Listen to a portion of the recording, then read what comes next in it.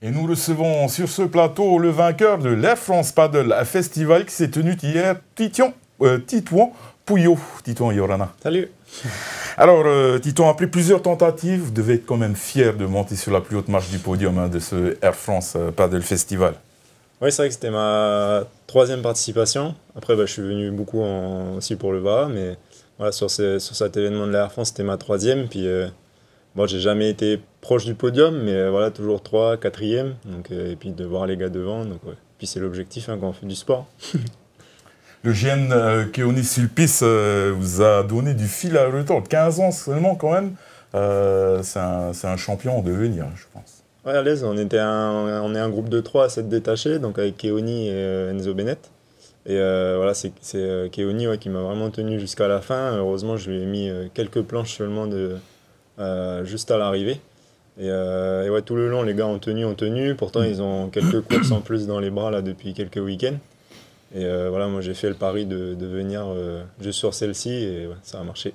Alors, je pense aussi que par rapport à Keoni, à un moment donné, peut-être que c'est la vague là, juste avant l'arrivée que tu as pris qui t'a peut-être permis de... c'est ce qui m'a porté préjudice souvent aussi sur les autres épreuves.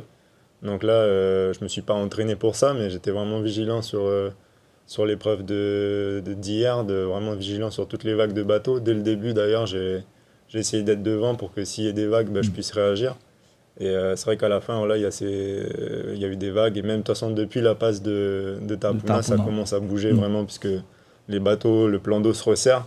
Donc c'est toujours là que ça commence à être le plus technique. Ouais. Alors, il y a la pression de ce jeune adversaire, mais aussi à la chaleur. Comment se prépare-t-on, Titouan, pour tenir dans de telles conditions? C'est vrai que par rapport aux Français de France, on va dire, j'ai l'avantage de m'entraîner en Nouvelle-Calédonie.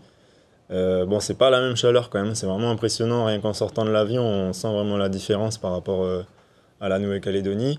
Donc après, oui, c'est vrai que je suis quand même habitué à ramer dans la chaleur, et puis j'ai fait le pari aussi de venir juste avant l'épreuve, justement pour pas me fatiguer la semaine avant, peut-être à en suer ici sur le plan d'eau de Tahiti. Un mot sur la japonaise, Yuka Sato, impressionnant.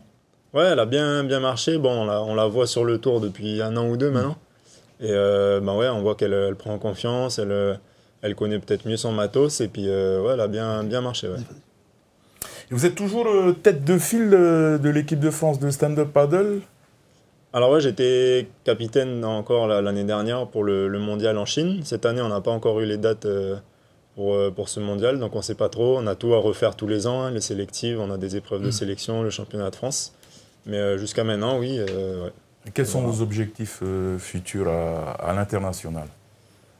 Je prends course après course, donc là je m'étais focalisé sur Tahiti pour ce début d'année, mais maintenant dans 3 semaines on a la Carolina Cup. Je dis on parce que y a des Tahitiens qui vont venir. Donc Keoni d'ailleurs, et Keoni, et puis Enzo, et tout un peu le gratin ici que vous avez.